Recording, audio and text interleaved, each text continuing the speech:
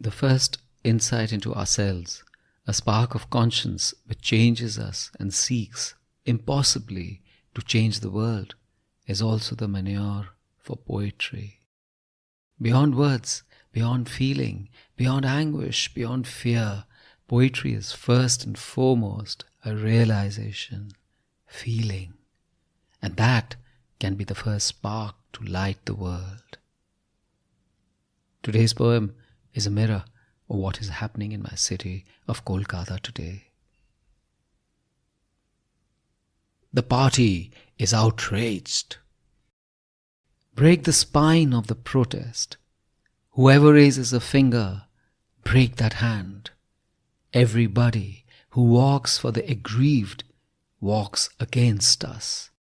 What is this thing called conscience when it is outraged when convenient? Why be so shrill today when the world has a murder every 60 seconds? What was she? Just another woman. Who is she to you? You were probably rude to her the other day. What's it to you? Go back to your shell, your distractions, your sinecure. How far will your shrill voice reach? You have a job to do, a life to live.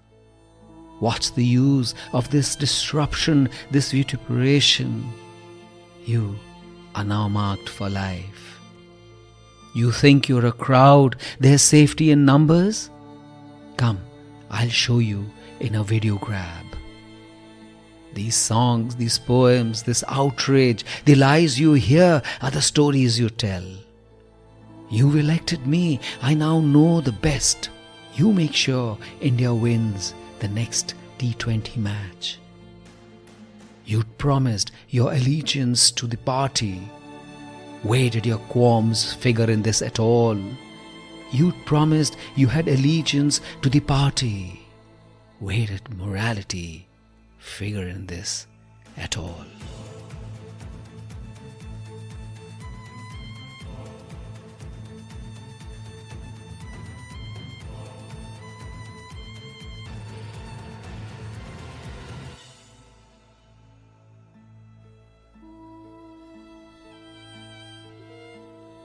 It's been a tumultuous few days. According to WHO, one person is murdered every 60 seconds in this world. One person commits suicide about every 40 seconds. One person dies in armed conflict every 100 seconds. And busy with our daily struggles, we let the numbers swirl around our consciousness before slipping away. Until one day, our blasé conscience finds something which goes beyond even our overburdened shock meter.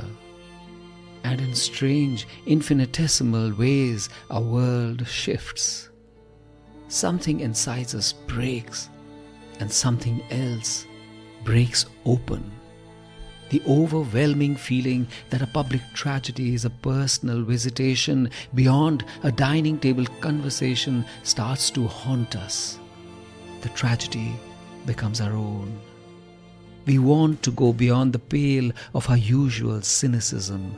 What will change? What can change? And want to demand change. Of course, the patient procrastination of officialdom, the slow overtures of bureaucracy, the survival instincts of political whataboutery kicks in, as do attempts to wear us down. And we understand the strategies. We know how we will grow angrier and progressively frustrated, and our lives will begin to call, our duties, our livelihoods will come to the fore.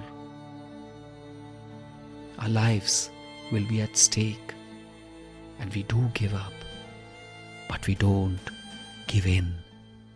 For we know the long game too. Along the years, we have also learned the power of giving the long rope. We know that beyond the immediate sufferance, there are a few knockout blows which we hide beneath our sleeves. The streets, the polls, protests, poems, a non-cooperation movement, emptying halls where they speak, walking out in the middle of speeches called to conscience. beyond the pale of greed and corruption which we all see and bear on a daily basis. We unite ourselves from cynicism of not giving up because struggles often take years, maybe generations. We ensure that the blow is significant, and political parties for years to come will remember that those who bring them to power can never, ever be taken for granted.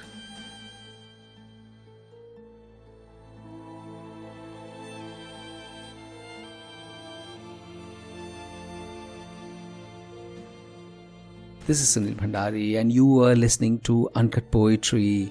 If you enjoyed this poem, rate it on Spotify or leave a comment on Apple Podcast. And I have a lovely newsletter called The Uncuts, which is like a Sunday dollop of warmth and fun and beauty. Subscribe to it. The link is in the show notes. And if you loved this episode, please do share it with someone you love. See you next week.